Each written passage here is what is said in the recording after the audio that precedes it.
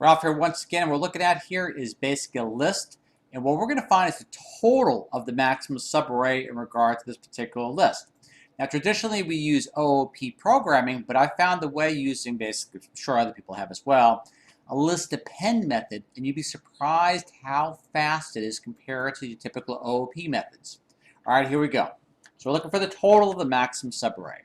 We run this traditional OOP method. 402, 3.23 milliseconds. We're only doing one loop here, so not a lot of standard deviation. A little bit more efficient code here, most likely. And we're looking at that, a little slower, 4.29 milliseconds. Now here's my method, amateurish, traditional, list append. Nothing fancy, that's what I could write. And look at the speed here. And we have 1.97 milliseconds compared to the OOP. Again, Ralph signing off. Hope you find this fun. Catch you all later on.